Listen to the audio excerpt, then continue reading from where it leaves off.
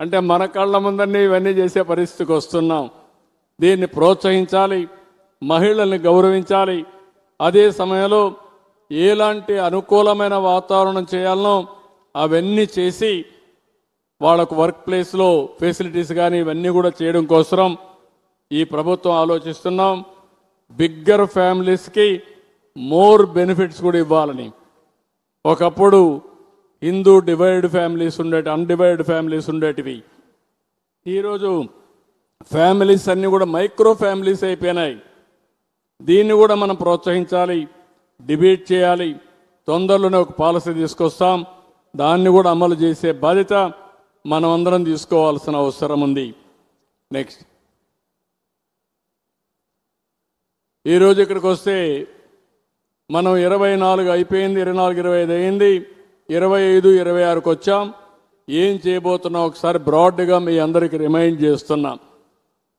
Broad targets అన్నీ. Next, ఇక్కడికి వచ్చినప్పుడు ఒక్కసారి ఎగ్జాంపుల్ మీరు చూస్తే 14, 15 నుంచి 18, 19 5 ఏళ్లలో 19.49% గ్రోత్ మంది. అప్పుడు ఆల్ ఇండియా లెవెల్లో 10.9%, అంటే దగ్గర 3% మంది ఎక్కువ ఉండేది.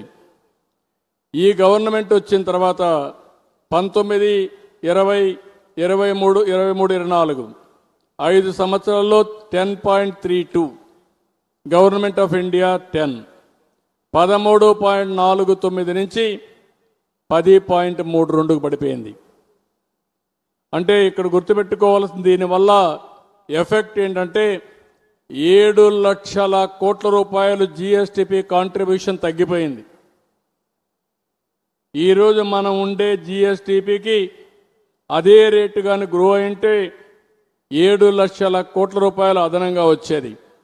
ఇంకో పక్క మీరు చూస్తే 13.5% గ్రో అయింటే 76,195 కోట్ల రూపాయలు అదనంగా రాష్ట్రానికి ఆదాయం వచ్చేది. 76,195 కోట్ల ఆదాయం వస్తే అప్పులు చేసే పని లేదు, వెల్ఫేర్ కూడా బెటర్ చేసుకునే పరిస్థితి వస్తుంది. ఒకసారి జిఎస్టిపి పెరిగితే కంటిన్యూగా రెవెన్యూ వచ్చే పరిస్థితి వస్తుంది. ఇది ఈ సంవత్సరం మళ్ళీ మనం సెట్ చేశాం. 12.202కి వచ్చాం. ఈరోజు గవర్నమెంట్ ఆఫ్ ఇండియా 9.80కి వచ్చారు. అంటే లాస్ట్ ఇయర్ 8.6 నుంచి 12.02కు పెరిగాం. అంటే దగ్గర దగ్గర 3.42% పెరిగే పరిస్థితి వచ్చింది. 3.42% పెరిగింది. ఇది 15% పెట్టుకుంటున్నాం. తప్పకుండా అది గ్రో కావాలనే ఒక కాన్సెప్ట్ పెట్టుకొని ముందుకు పోదాం. నెక్స్ట్, ఇక్కడ మీరు ఒక్కసారి ఆలోచిస్తే నేను ఒక చిన్న ఇదేసాను, మీకు క్యాలిక్యులేషన్ వేసాను. 7.5% నుంచి 15% గ్రో అయితే double the growth, per capita income 4.7 times. అంటే 7.5% గ్రో అయితే 14,02,047కి ఆదాయం.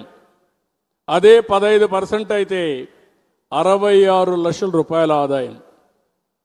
అంటే ఎక్కడ 14 ఎక్కడ 66 ఒకసారి చూడండి.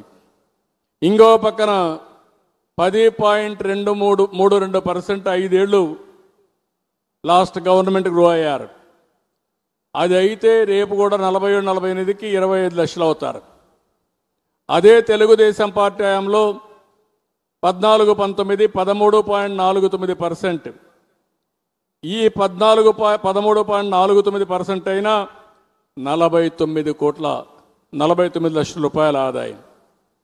అంటే ప్రీవియస్ గవర్నమెంట్ గ్రోత్ అయితే 25 లక్షలు. అదే తెలుగుదేశం పార్టీలో జరిగింది రిప్లికేట్ చేస్తే 49 లక్షలు, డబల్. This is economy. మీరందరూ గుర్తుపెట్టుకోవాల్సింది ఈ రోజు గురించి మనం ఆలోచిస్తున్నాం.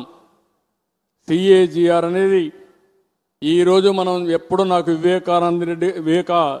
స్వామి వివేకానంద కోట్ నా జ్ఞాపకం వస్తుంది.